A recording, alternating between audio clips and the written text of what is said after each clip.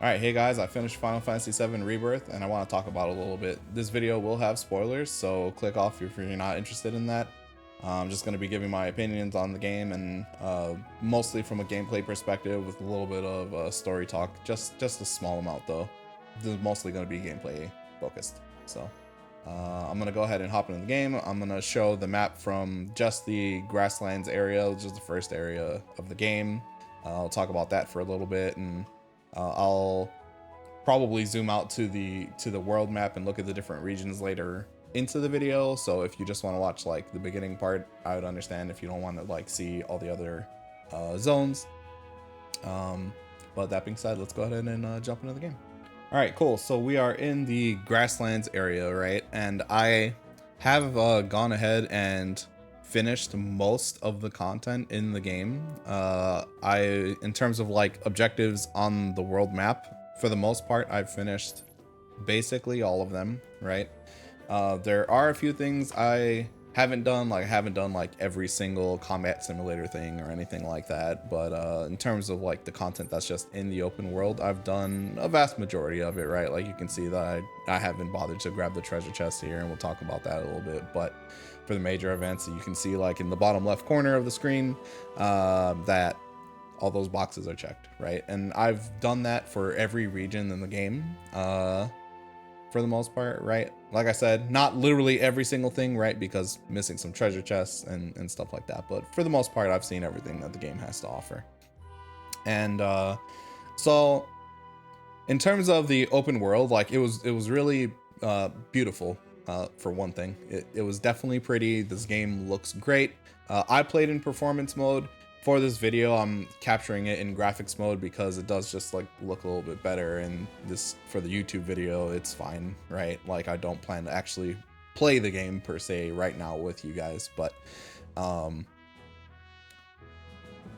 I played the entire game in performance mode. A lot of people recommended playing in graphics mode because performance mode can look super fuzzy, and although it does look super fuzzy, for me, I definitely preferred the increased FPS over everything else, so I just went ahead and played that way. At the time of this recording, there's supposed to be a patch incoming to go ahead and improve the performance mode. I don't have that patch. It's not out yet. So unfortunately, I didn't play the game with it. Hopefully it makes a difference, but for me, it was a good enough experience to play in the performance mode, and I preferred it from the little bit that I tried graphics mode. All right, so getting into the worlds themselves, into the world content itself, I mean. Towers, right? It's like the typical Ubisoft thing where you go and you find a tower, reveals parts of the map, or objectives on the map in this case, right? It doesn't actually reveal the terrain of the map. Like you can see that the map is grayed out in places that you haven't really looked at, right? And you can't get to all these areas, but like for example, there's like this chunk here that I never actually needed to walk through because like I went around like this way, blah blah blah. So it'll reveal the objectives on the map, but it won't actually make the parts of the map that you haven't been to like filled in, right? So you know where you have and haven't been, right? And you can see pretty clearly like where I haven't been. But the towers themselves, like activating them, it's really nothing special. It's what you expect from any other game that has this kind of like formula. The one thing that matters about them is that they almost always have a Moogle medal on them. And if you care about that, you know, make sure that you always get them. But otherwise, they're really just there to reveal like the nearby objectives. And they themselves aren't that special. Some of the towers are a little bit more difficult to get to in the game. Nothing too crazy.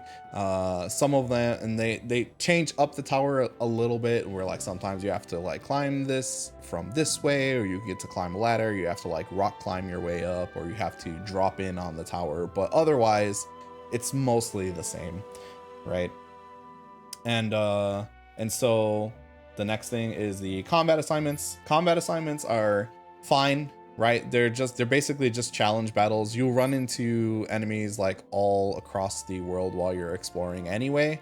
But the combat assignments have a little bit of an extra challenge to them because they ask you to fulfill specific objectives, right? They might ask you to pressure an enemy in a specific way, or stagger them, or not let them use a specific ability.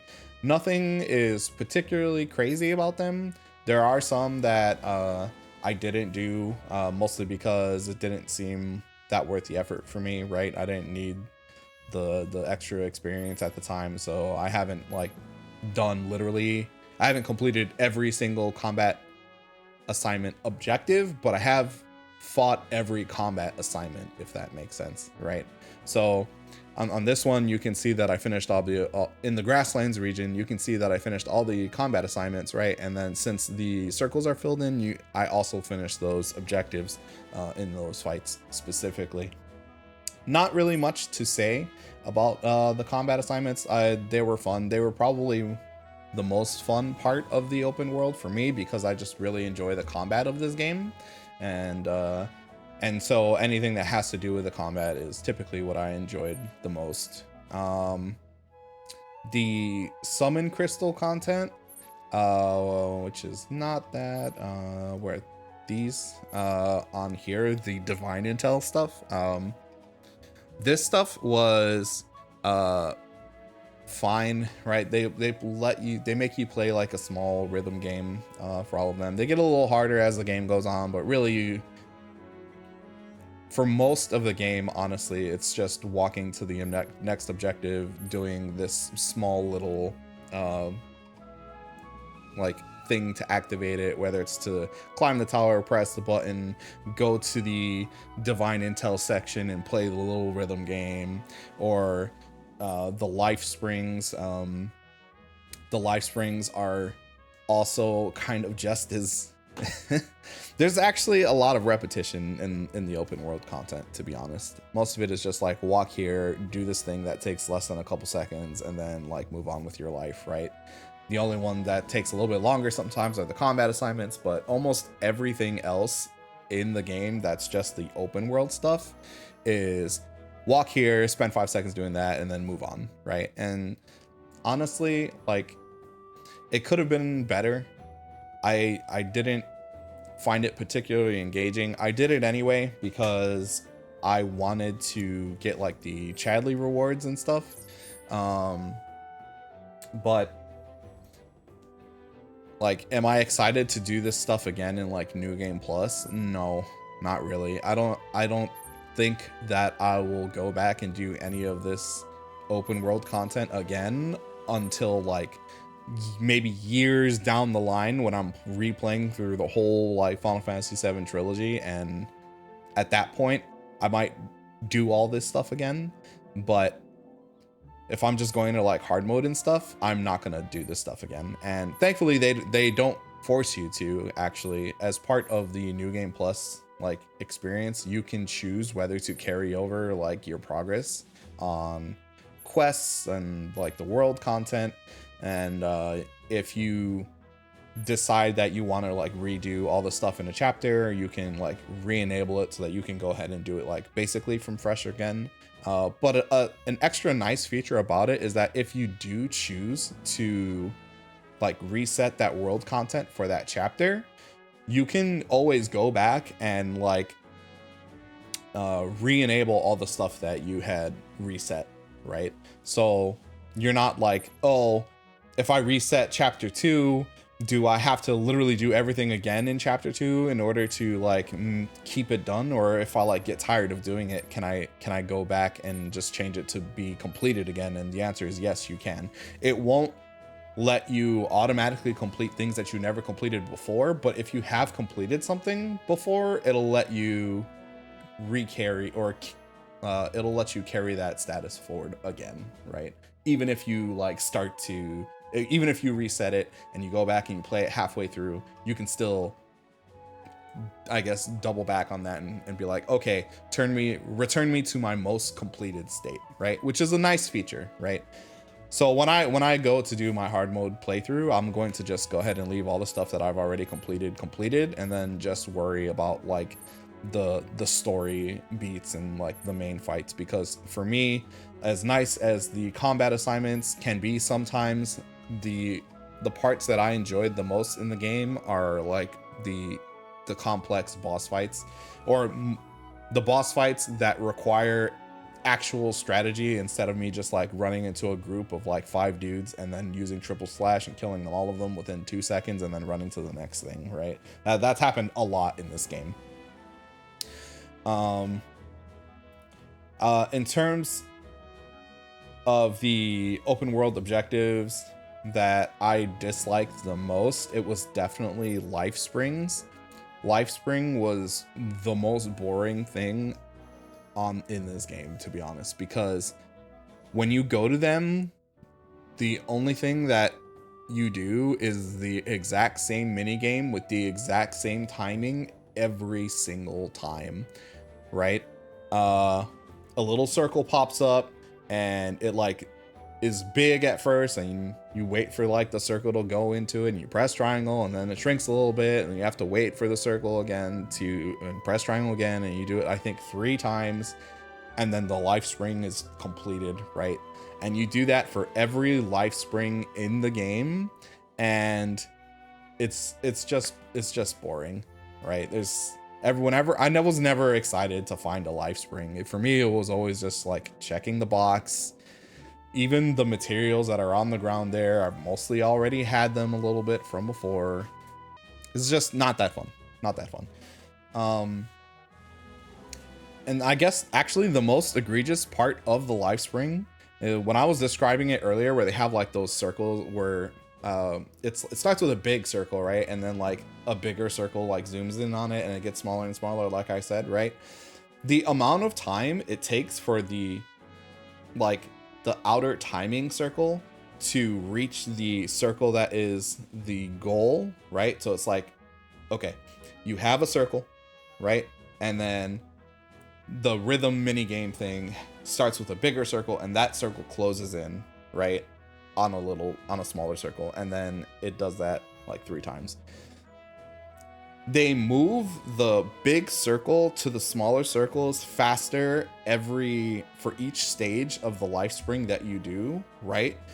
But if you think about the actual timing it takes for the big circle to get to the goal circle, it's the same every single time, actually, right? There's no variance at all. You could do it with your eyes closed if you got the timing like well enough, right? It like makes a ding, and then the exact same amount of time passes no matter what step or life spring you're at. It's literally the exact same every time. Go ahead and give it a try. Try to do it with your eyes closed after you've done it a few times. I'm pretty sure you could do it. Just listen to the audio cues and just press triangle, and I guarantee you it's the same every single time. It's crazy. Now, for the open world content that I think isn't particularly boring, right? There's 2 types of them, right? There is the Proto Relic, which is a special open world event that you can do in every zone, right? There's typically 4 of them, 4 of the events in a zone, and you do them, and they have like a unique story. I was like struggling to find this thing on the map, right? So the Proto Relic stuff is more interesting. Chadley and Mai can be kind of annoying sometimes. They're, of the characters in the game, they are the ones I like press circle to advance the dialogue for the most, right? Because they actually have quite a lot of dialogue in this game because they're talking to you constantly. But anyway, so for the Proto Relic stuff, that stuff was typically interesting, right? Because you got new challenges all the time, new cutscenes, nice character moments. They're mostly just fun interactions. And they lead to what I think is a pretty cool boss at the end of the day. Proto Relics were a good experience. Did like that. And that is a nice transition into the other thing that I like, right? Which is the odd jobs, the side quests. For me, I actually enjoyed the side quests in this game. I think they did a great job of expanding like the lore of the region that you're in, the characters that are there. And a lot of the time I genuinely wanted to do these. Like I wanted to do them. I wanted to see the story. I wanted to see how the characters interacted, right? Which is a pretty stark contrast for me for like all the other little things on the map, right? And so for me, Odd Jobs were a pretty nice success. It was a nice change of pace. I also play Final Fantasy VII Remake, right? And their side quests there were strictly just not as good. Like this is a much better experience that I can actually vouch for. If you don't care about getting like all the materia in the game and just like checking all the boxes in the open world, I would still recommend you do the Odd Jobs, because to me they were worth it from a story and character perspective. And I think that's everything that I have to say about the Grasslands in particular, or just the open world content in particular, right? I think the game is super pretty. You can get really nice landscapes. But yeah, in terms of details about like the actual open world, that's all I really have to say about it. I'm gonna go ahead and open the world map now and briefly talk about the different regions. I'm not gonna go into depth about the regions themselves, but I'm just gonna give a quick overview on how I felt about them, right? So going to the world map now. If you want to click off, this is your chance if you don't want to see the rest of the regions or anything like that. So I'm gonna go ahead and do that now. You've been warned. So Grasslands was really nice. I enjoyed Grasslands. I thought that one was a good experience. Same with Junon. I also really enjoyed. I liked the like boat stuff and the Fort Condor mini game. I actually really enjoy Fort Condor in this game. It was honestly a highlight for me. I'll probably go and just like play that for fun and dick around and have a good time. Fort Condor struck with me. I also really liked it in Intermission. Funny story about Intermission. I didn't know that you can go and buy upgraded pieces for Fort Condor when you're playing Intermission. So I did every Fort Condor mission with the base pieces in that game, and boy was it a struggle. And when I found out I could get better pieces after I had already finished everything, I was kind of upset, because I spent a lot of time doing that and I could have had more fun. But I still really enjoy Fort Condor. I think it's a great mini game. I guess this is also a good time to just talk about mini games in VII Rebirth in general. There are so many fucking mini games, bro. Like it's too many mini games. Some of them are really, really good. Some of them are really, really, really terrible. The one that pissed me off the most is or at least one of the ones that pissed me off the most, mostly because it was just tedious, was the mushroom picking one, where you have to like finagle the mushroom like left and right and be like, oh, like I need to move it in this order or it'll break. Like that was super annoying. I really didn't care for that. I was not a fan. But on the flip side, there was a whole bunch of mini games that I really did enjoy, right? Fort Condor was one of them. We already talked about that. Queen's Blood, which I hadn't talked about, that was one of the few like open world content that I haven't finished that I need to go back and like actually play through. Honestly forgot about it, because you can see in the Grasslands I finished all the Queen's Blood challenges. I got halfway through Junon and then halfway ish through Coral, and then I kind of stopped doing it. The reason I stopped doing it is just because I really wanted to get through more of the story, because I really wanted to know what was happening in the plot of the game. So I let Queen's Blood fall by the wayside, knowing that I'm gonna go back and play it more, right? But Fort Condor is awesome. Loved Queen's Blood. Chocobo Racing is literally just a whole ass game in this game. Like, it's as close to Mario Kart as you're getting in Final Fantasy, I think, right now. It's fully featured. You have your Chocobos have powers, the different armors that you put on them influence their stats in the race. You can drift. There's like speed up pads, and there's like max speed from like balloons that you can increase, and like it's, to me, a full-fledged game. There's like, I think 16 different tracks or something like that. Maybe not that many, but there's a lot of different chocobo racing tracks, and there's an entire pretty large side quest like integrated within it and everything. And chocobo racing it lived up to my expectations for the game, right? The only aspect of like chocobo-ness that I kind of miss from the original would be the chocobo breeding. But they decided not to add that to this game, and I think that's okay. I think the reason that they chose to do it is because you get different chocobos in the different regions. Like in the grasslands, you get just a normal chocobo. They just run around like normal. And then I believe in Junon, you get like no, I think that's in the coral area. But basically you get different chocobos that do different things. So you get like either normal chocobos that can like scale cliff faces, chocobos that can glide, which is what you do in Cosmo Canyon. In the Nibel region, you get a chocobo that like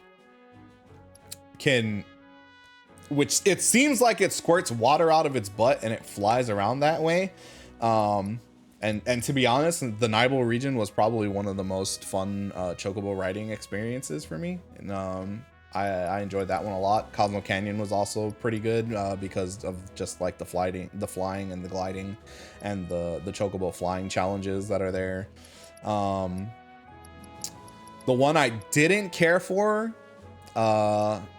navigation wise is actually Gongaga.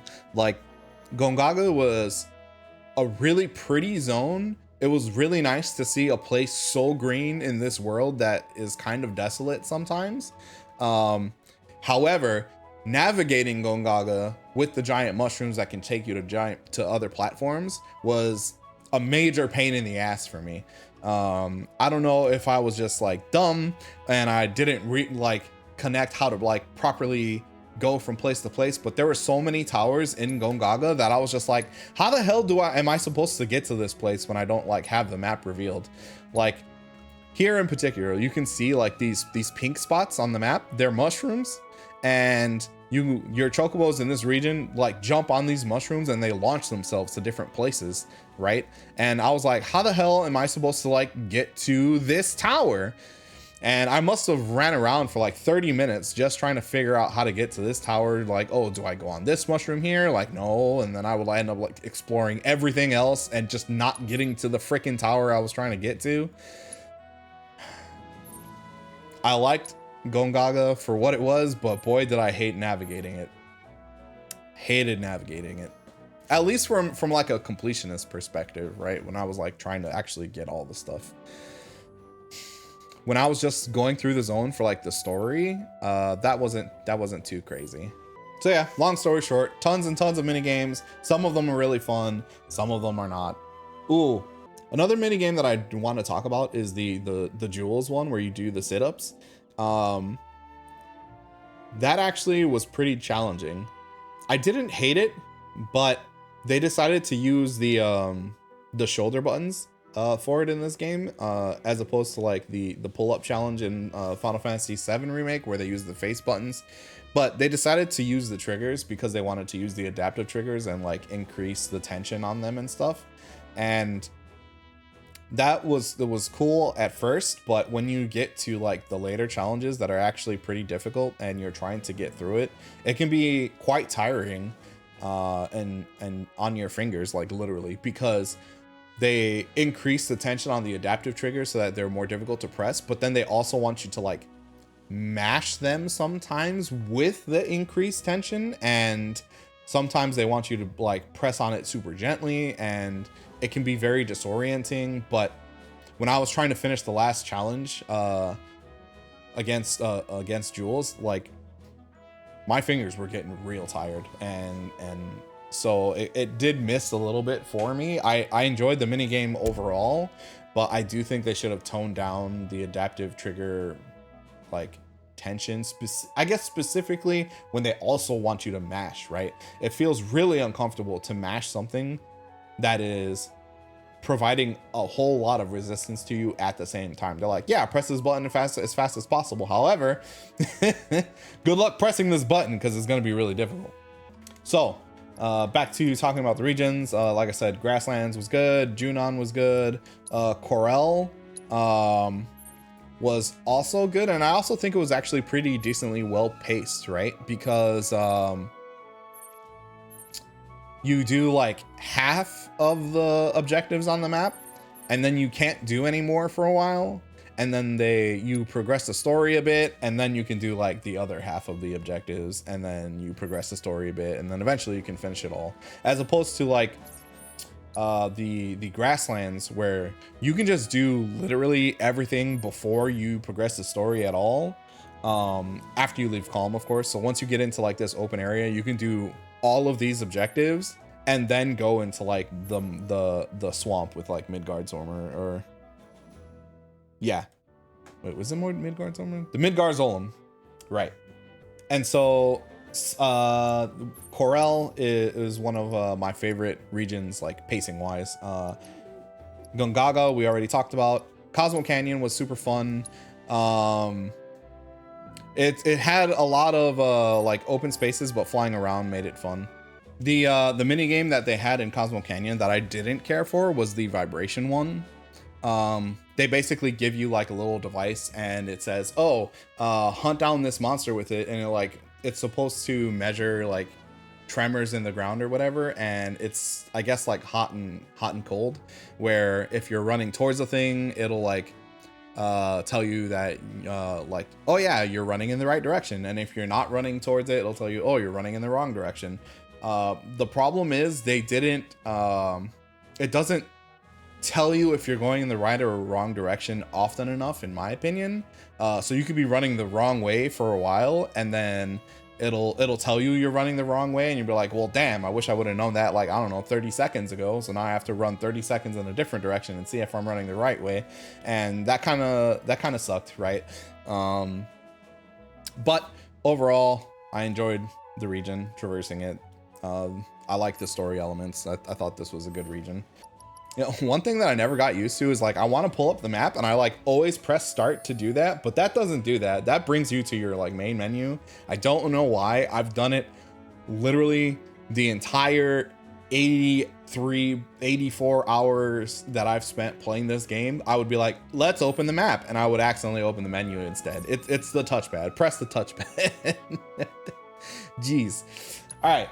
So the Nibel region was the shortest region in the game, and I was fine with that, actually. Like, some of these regions take a really long time to get through, but the Nibel region was not that crazy. I just did it again, by the way. The Nibel region is pretty nice. It's short and sweet, to the point. Like, a lot of like main story beats happen here, right? So you don't spend too much time doing it. You can see I haven't finished like Hojo's exams, right? I still have to finish the combat simulator stuff in there. But this region was fine. I enjoyed it quite a bit, and one of the reasons I guess in New Game Plus they show you where the chocobo stops that you haven't unlocked are. Huh. I mean, I'm not actually in New Game Plus, right? It's like chapter select, but I didn't notice that. That's cool.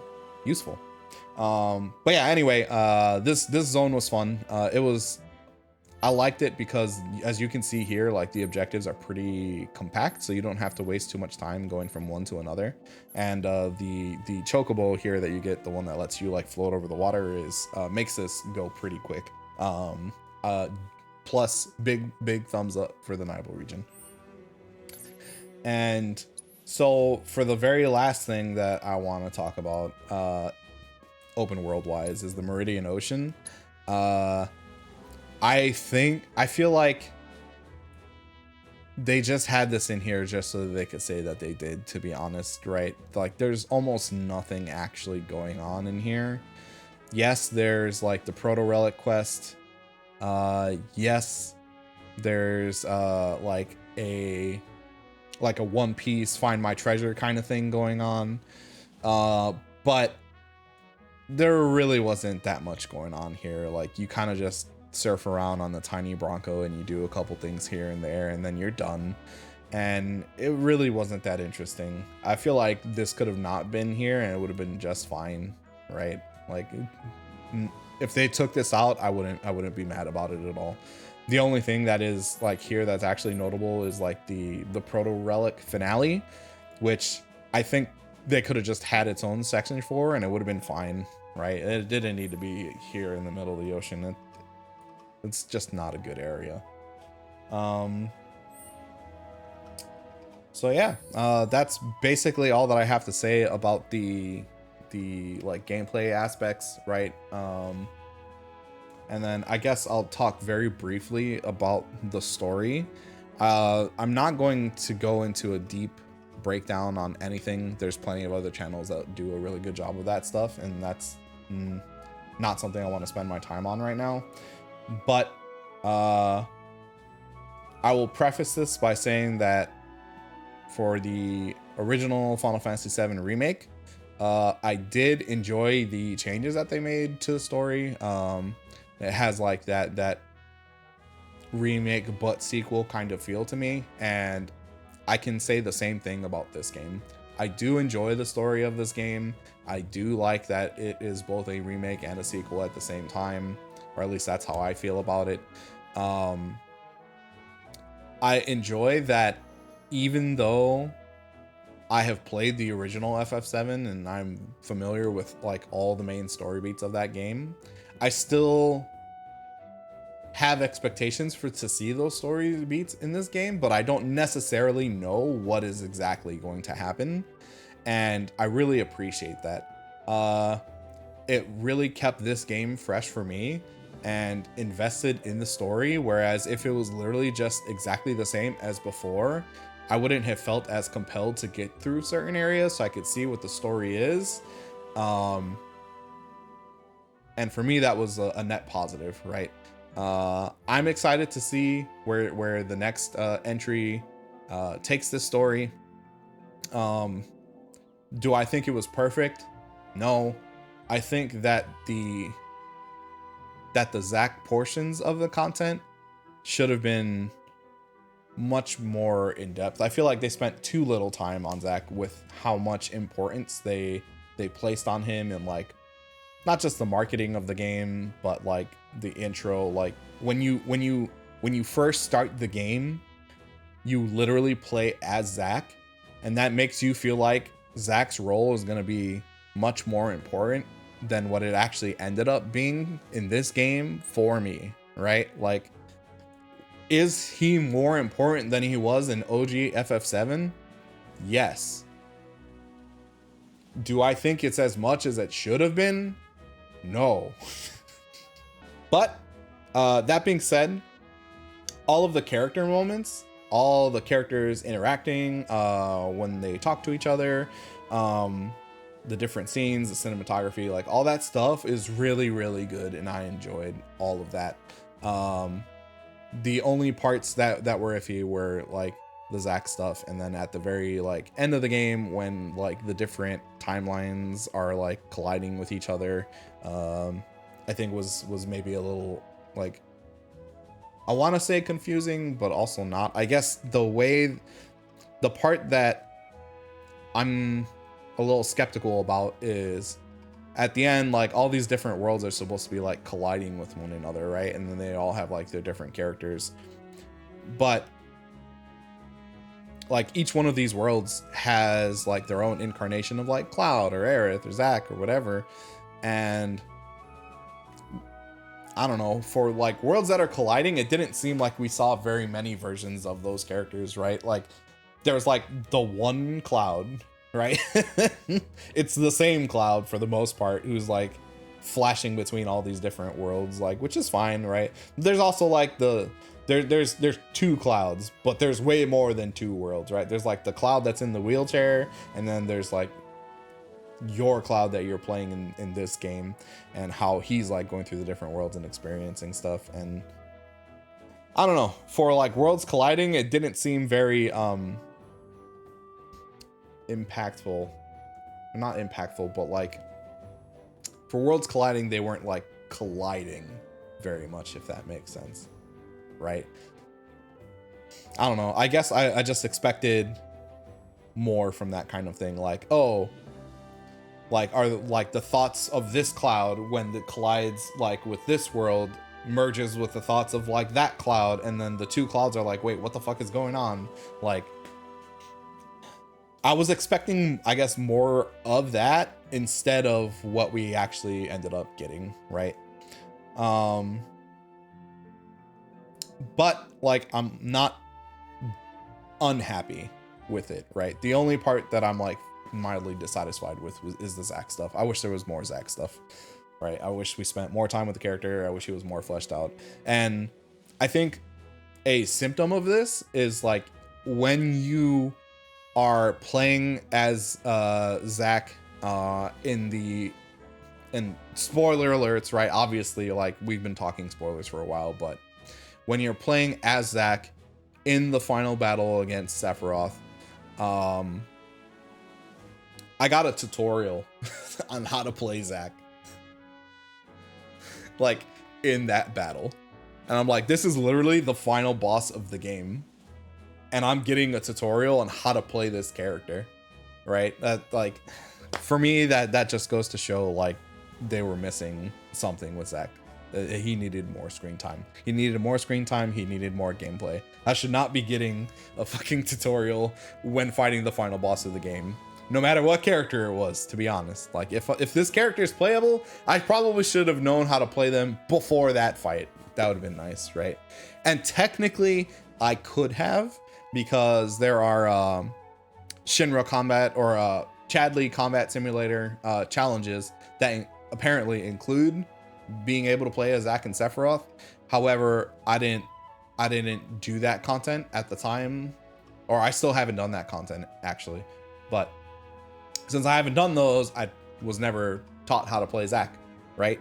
And I think that's a failing. So yeah, those are the things that I liked and disliked about the game. Overall, I think it was a really great game. I enjoyed playing it a lot.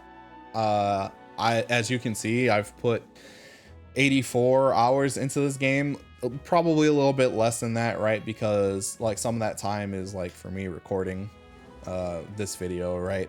And I've put all that time since the like official release of the game, right? Like I am a really small YouTube channel. I do not have the ability to get early access to this game. So all these hours that I've put into this game has been since it came out. And that was only about a week ago for me as of the recording of this video, right? Like I'm recording this video on the 11th. I finished the game on March 9th. And the game came out February 29th. Right, so what is that? 1, 2, 3, 4, 5, 6, 7, 8, 9. So over 9 days, I've put 83-ish hours into this game. Yeah. If it's not clear, I really did enjoy it. So yeah, those are my thoughts on Final Fantasy VII Rebirth. Thank you for watching. Like and subscribe if you enjoyed the video. If you didn't, please tell me why you didn't, and I will see you guys next time. Bye bye.